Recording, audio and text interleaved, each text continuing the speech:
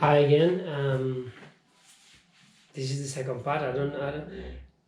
The ESG card was full and the recording suddenly stopped. I don't know where it stopped. So, and now I don't have time to go back and see. So in our story, I make a quick summary. In the previous episode, something like that.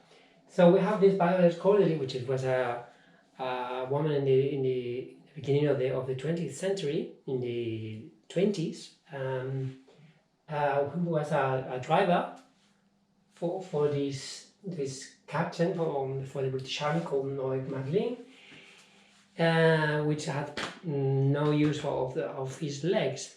I don't know what's the word for that. I think lame. I look in the dictionary. Lame is like very sorry or pejorative or whatever you call it.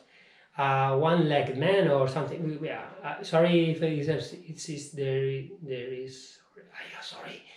I don't know all the words in English. Sorry if it's not the appropriate word, but anyway. So and she was her driver, and this man had a motto. Motto means the sentence that that was the leitmotif of his life was no luggage. That's the secret of existence, and lent his car to Violette, and she could drive or whatever she wanted in Europe. She ended up in Italy, in Milan. I think it's in Milan. I'm not sure where Monza is. Correct me if I'm wrong. And then the man in the Monza tell her to drive as long as she wanted because it would pay for the fuel, and she drove for 1 week and traveled for 10,000 miles or 16,000 kilometers. 16,000, you know, imagine it was a century ago, and driving in circles. So that's crazy. But she felt like in peace when she was driving. She didn't even need music because there was no music at the time in cars. So she's just driving and feeling happy. So Monza decided that 10,000 miles that was enough, and they made a huge party. They invited the British consul, and she had something, and she went to her hotel, paid for the British consulate, as a I don't know if the word deference, as something nice, because she represented the power of Britain, even though she was a woman. And then she went. She ate again a little something in the hotel, and then she slept for 2 days in a row. 48 hours. Then she woke up. She had breakfast, and she drove back to England without problems. That's the power of youth. That you're never tired and you recover. Like, yeah, I would die if I did that. And I wouldn't recover for 1 month. And then she went back, and he was famous now. She was famous now because nobody wanted to pay for her for the fuel, But some years later, at the Royal Automobile Club in Britain, offered to pay for a tour of the world, on two conditions. She should carry a mechanic, I don't know how is the word, mechanic, a nurse, and an observer to justify the places they were. And very little remains of that.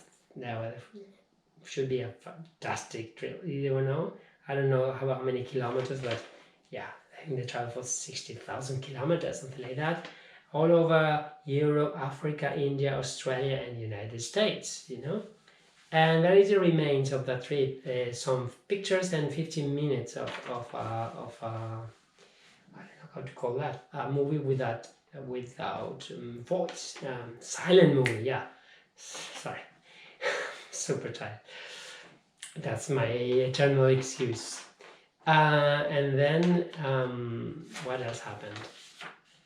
the more relevant thing about this trip was that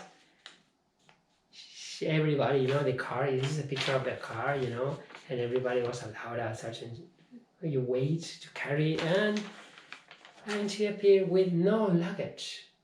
I mean, everybody said, "What's your luggage?" Say, "What luggage? I'm not carrying anything." And I don't know, don't tell me why, but Maclean and his wife, the Violette's sister, saw it coming, and they made a small box, and they gave it to her, and she Violet wasn't carrying any luggage. Was so full of emotion that because of the trip they got the box and put it somewhere and travel, and when many people saw that box and say, "Oh, I was in the box," and she didn't even remember that box, she this idea of no luggage, the secret of existence, she took it like literal, not only leaving behind her past, her feeling stupid and useless, but also not carry luggage for the tour of the world. So here I have what could represent. Let me get it.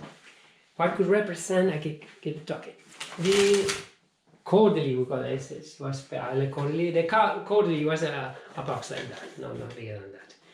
The Cordely box. So there are many. We can speculate about what could be inside. Yeah, it's the only box I had.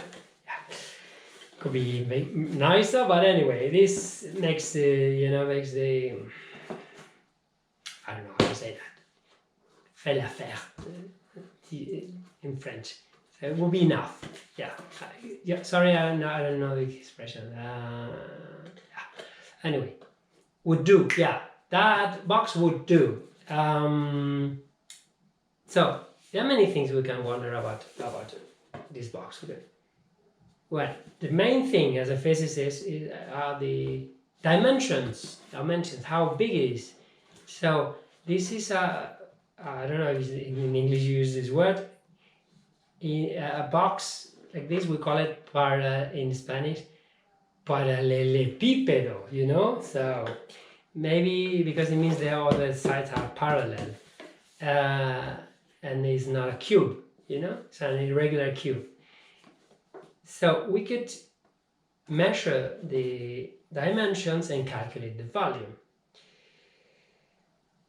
Let's suppose we don't have a ruler, and we calculate the dimensions, like, let me get it inside first, the first guess, so because I have all the calculations based on that. 16, 15, and 20 centimeters. So, no, sorry, 7, 8, 15, and 20 centimeters. Yeah, could be. Let me get something to. Didn't I tell you what I did? Finally, I took the SD card was full, so I took out the SD card of my mobile phone, and the mobile phone said, the SD card was unexpectedly ejected. Next time, do it properly, because your data could be erased or something like that. I was like, sorry, can I say sorry to my mobile phone?